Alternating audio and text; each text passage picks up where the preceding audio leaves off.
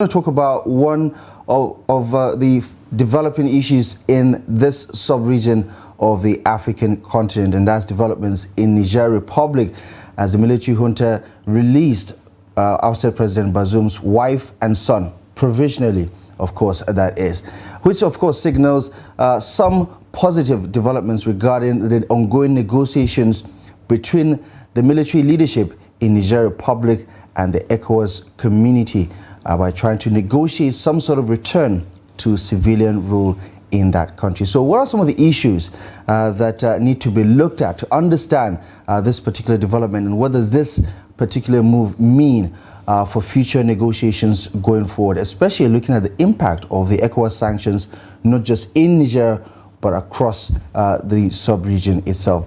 Helping us to navigate some of these developments is Ambassador Haruna Warkani. He is a retired diplomat with the ECOWAS Commission in Abuja. He was also a deputy country chair of the United Nations Economic and Social Council as a strategy and security administration expert, as well as security practitioner.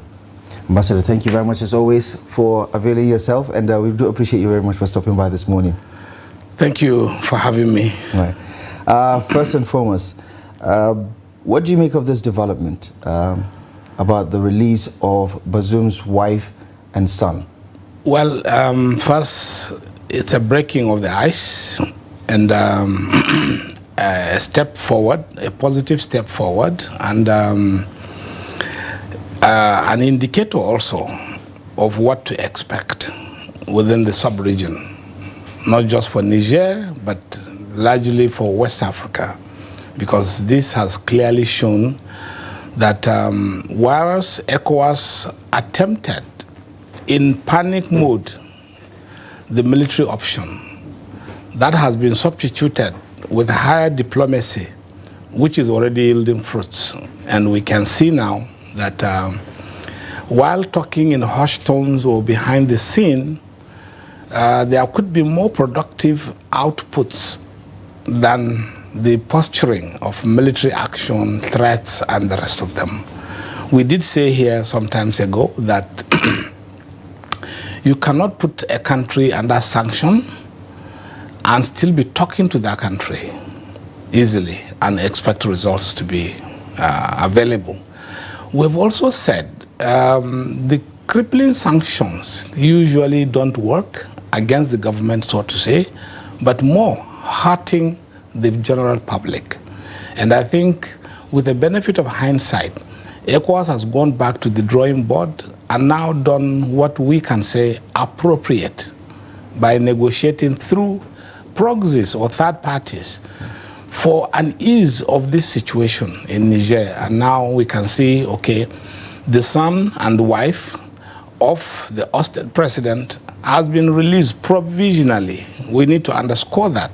Provisionally, in the sense that this proviso means there are conditions attached to the release. Yes, the release is strictly based on what the tribunal, the military tribunal in Niamey, agreed to say, okay, provisionally we release you to ECOWAS through the Republic of Togo on conditions which are not made public, which might include restricted movements within that country, restricted access or no access at all to media, and some other obligations that these individuals are expected to observe, which will include being made available to the country should in case the tribunal or the government requires them to be available. So what are we to make of this development? Because obviously, on face value, most people thought this is a product of the negotiations with ECOWAS, for instance. But now we also understand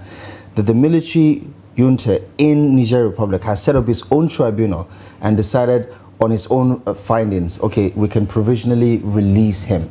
Because we do know that the ECOWAS court had already issued out a verdict on the release of the first family in Niger Republic. So what does that tell us about the kind of headway the negotiations are likely witnessing? Yes. First, let us deal with the ECOWAS court ruling.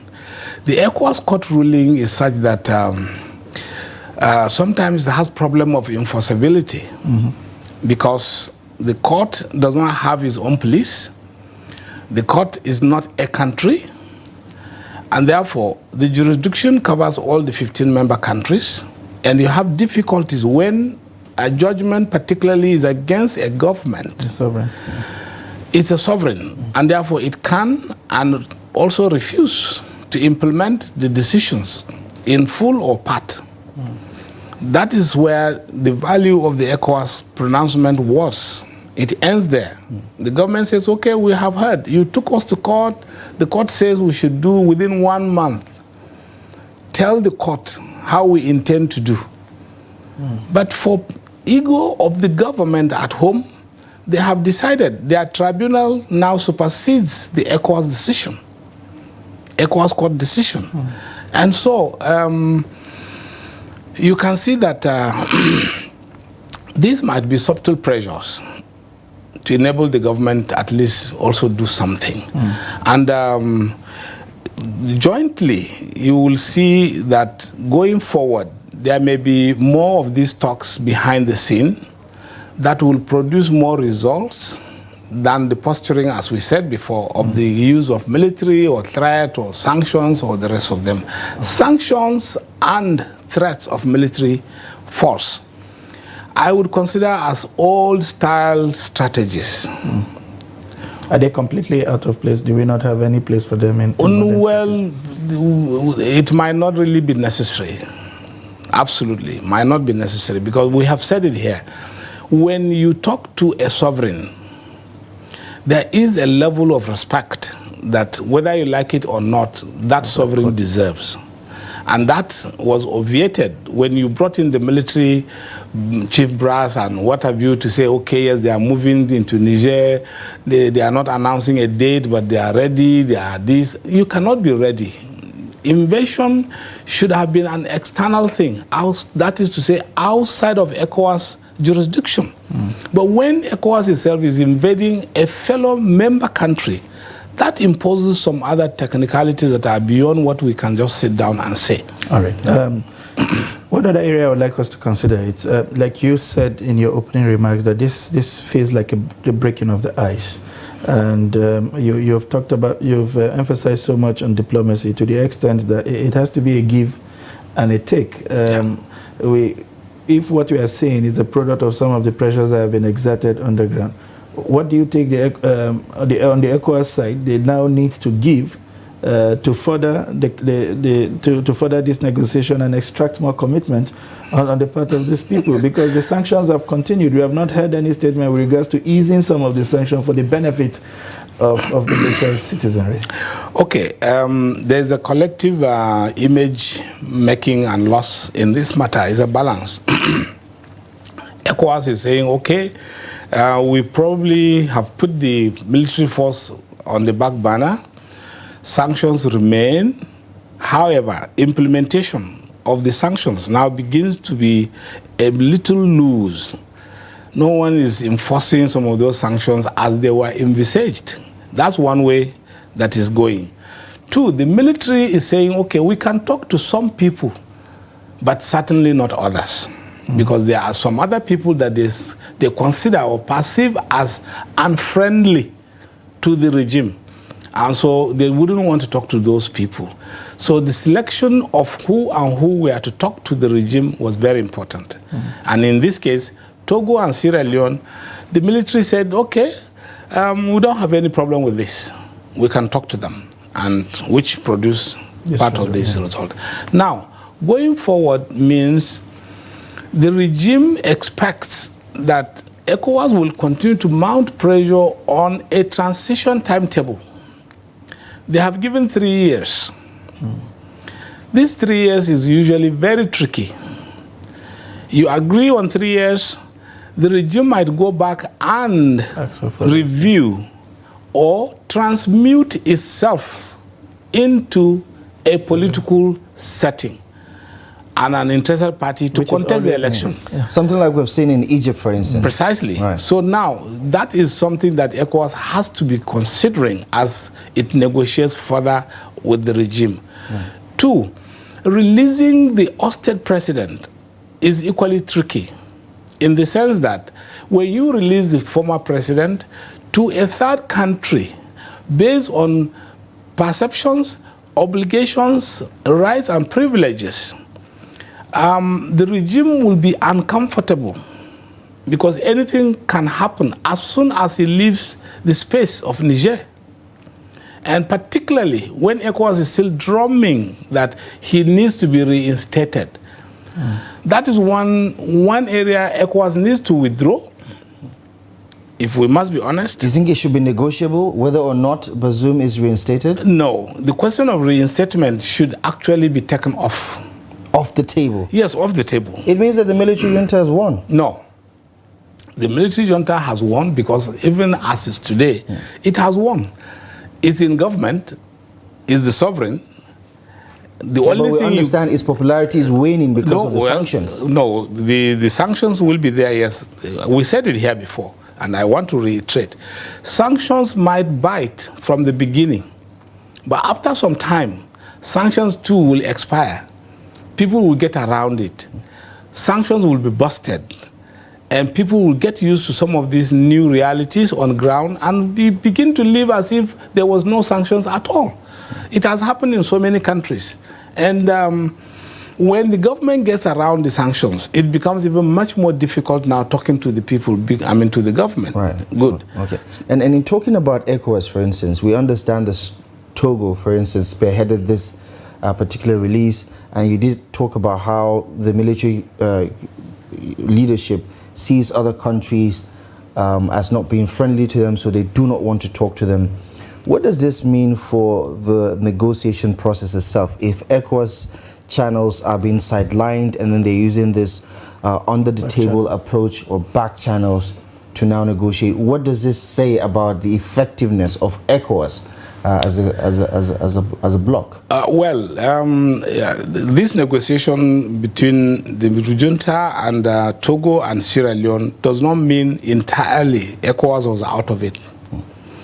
Nigeria still chairs the commission, and so the other organs of the community are still run by leadership of Nigeria, for instance. The foreign minister, Nigeria's foreign minister, is still heading the Mediation and Security Council, and it was through the auspices of this setting that Togo and Sierra Leone were selected to go. But like I said, the two countries were acceptable to the junta. Now, it's just like posting an ambassador to a country. First, the country needs to accept that ambassador. When you say, we have designated XYZ as our new ambassador to your country, the country too has to reciprocate by saying, yes, we accept this. And based on that, so you see, the acceptance of Togo and Sierra Leone is key to so many things because of the perception of being friendly to the regime in one way or the other. And going forward, we will need to keep this on because now the question of return of Bazoum to power is going to be the most difficult angle to look at. Okay, when you say that, what comes to my mind is, in insisting on this, I'm talking about the ECOWAS side, are we taking into account what the feelers are, the local, the feelers right there in Niger with regards to what the disposition of the people is to having Bazoum return or not? Because we seem to, or rather, the ECOWAS seem to be insisting on what they feel is legal and constitutional against what is popular with the people. If Bazoum in reality has lost touch with his people and the people would rather he moves on, does it matter how that transition happens? Why should we continue to insist on something that is not popular with the people? Well, it will be strictly legal to say by the legal text there shall be no coup. And when and if one occurs, it shall not be recognized. So you could say ECOWAS is playing by the rules. However, how practical this is another matter on its own. Because like we said, once a sovereign has been established, it becomes difficult. Power might not be handed over peacefully, usually. Good. Now, even when people go through the ballot to be elected, you see that the rigors of electioneering and voting and the actual elections means a lot before power is accessed. So in this case, when power is accessed through the gun, taking away that same power becomes something quite difficult. And that's why I have insisted. Expecting to reinstate Bazoum seems one of the most difficult things ECOWAS is trying to do. And for practical purposes, if he was so good, he wouldn't have been removed, and the euphoria that followed the removal would not have happened. Yes. Right. And in talking about this, predicament that looks really complicated, give us a sense of how these negotiations are usually unpacked, for instance, especially when you say, the military leadership is not open to talking to certain people. So many times over the course of last year that they've turned back some delegations that they're not interested in talking to. Now that it appears that the temperature has been lowered significantly, we expect that the conversations will be a lot more logical. What is your sense of how this is going to go and how much longer it's likely going to be? Because on this side of the border, we also have concerns around the impact of those sanctions on local communities, on commerce and industry, on importation that is usually, part of the relationship between Nigeria and Niger. Well, as for the border management impacts on both countries, and in fact much more, because a lot of the products that we see coming across the borders are not necessarily from Niger to Nigeria or Nigeria to Niger alone. It's a trans-West African kind of trade. So surely it has impacted negatively on trade and relationships, social exchanges between even peoples. The sanctions, like we have said, at the governmental level, it might look okay, but at people level, it's usually more painful for persons who have no business with what is even going on to be the ones bearing the brunt. And if the essence of governance is to make life easier for people, then you will see that these sanctions are like a self-inflicted pain. ECOWAS as a body shouldn't necessarily be looking towards only sanctions and the rest of them. These diplomatic moves behind the scene, like we said, produces more results, positive results, than all that you see through the media. All the posturing. Yes, of course, all this posturing will only maybe enhance image, but socially is of no value in a way. And so the regime needs to be treated in such a way that they should be assured that we are not necessarily an enemy to you as ECOWAS, irrespective of the rules that have been broken. Because it's a reality now. It's not something that is about to happen. It's something that has happened and is already ongoing. Can you just undo something suddenly? The answer is no. If you do, definitely there must be an impact, because now, if you remove Bazoum, you are also going to effect another coup against the military itself.